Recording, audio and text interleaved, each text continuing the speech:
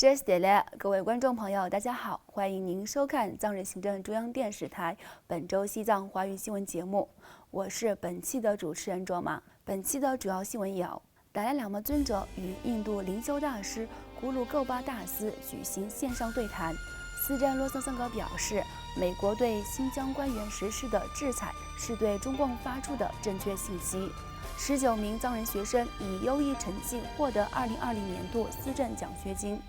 藏人呼吁联合国调查中共当局和司法部门合谋掠夺藏人土地的问题。意大利议员表示，西方国家不应对中共在西藏的暴政保持沉默。西藏前政治犯桑珠不幸于今年年初离世。驻日内瓦办事处举办关于西藏人权状况的线上研讨会。下面请看详细内容。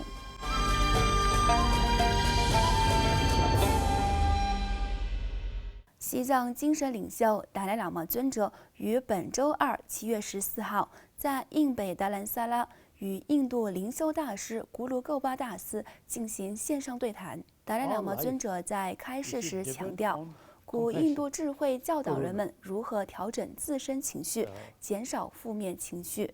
并认为人们在意身体健康的同时，也要顾及心灵的健康。但心灵健康并不是依靠信仰为途径，而是必须了解内在情绪的运作体系，并运用人类的智慧建立内在的和平。此外，藏人行政中央司政罗萨桑格于上周四7月9号就美国政府对中共新疆高官的制裁措施表示欢迎，强调这一制裁是向中共当局发出的正确和及时的信息。上周四，美国国务院鉴于新疆的中共官员对维吾尔人及其他少数民族的人权进行系统性的践踏，因此对多名中共高官实施制裁，其中包括新疆维吾尔自治区党委书记、中共中央政治局委员陈全国、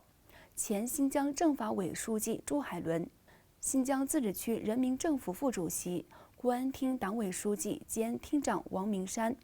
以及新疆前公安厅党委书记霍留军。此外，新疆自治区公安厅也在制裁名单之列。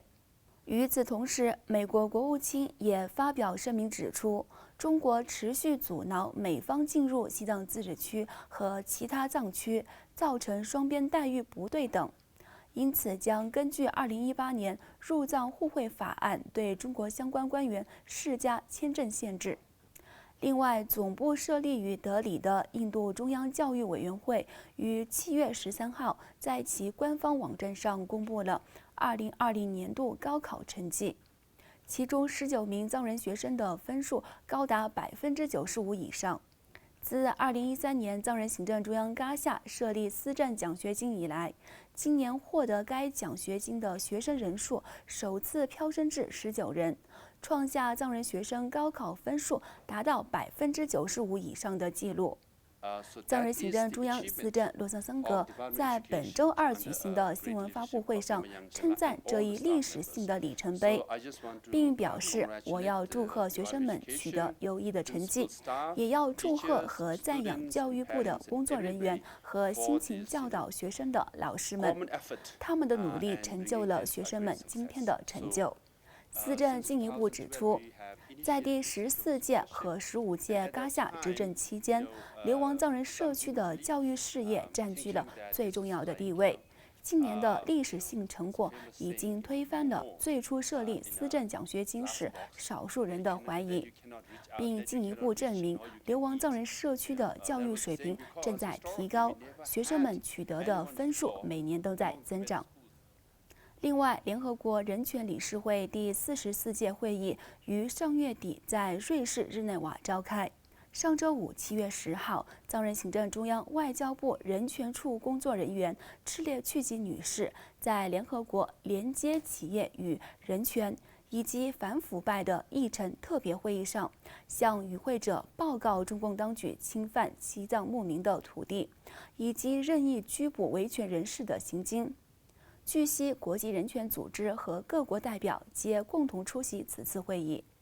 以保护受威胁人民协会的代表身份出席会议的赤列曲吉女士，在会议上分享了西藏牧民恶劣的处境，并指出中共当局以建设西藏和“一带一路”项目为由，侵占牧民的土地。同时，牧民搬迁政策对当地民众也造成很大的影响，他们面临失去土地、搬迁等困难。而民众一旦向政府提出异议，中共当局就会以反分裂国家等罪名抓捕和镇压维权藏人。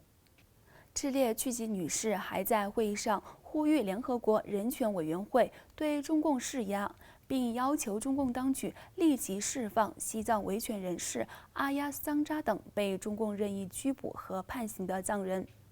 他同时呼吁联合国要求中共停止对境内藏人土地使用权的侵犯。与此同时，意大利国会议员马泰奥·路易西·比安奇于上周四7月9号在国会会议上提到中共当局迫害西藏与香港等治下人权的状况。议员比安奇呼吁意大利政府为主的国际社会不要对中共迫害西藏人权的行径保持沉默，并要求中共停止实行暴力手段。另外，比安奇还谴责中共强行推出香港国安法，并表示这一法案对香港民众的安全造成严重威胁。另外，据西藏境内的消息，曾抗议中共当局而先后遭判7年徒刑的西藏拉萨林州县江日下乡前藏人政治犯桑珠，于今年2月17号在拉萨一家医院中接受治疗时不幸离世。逝者桑珠是西藏拉萨林州县江日下乡人，曾在哲凤寺出家为僧，法名为赤列曲丹。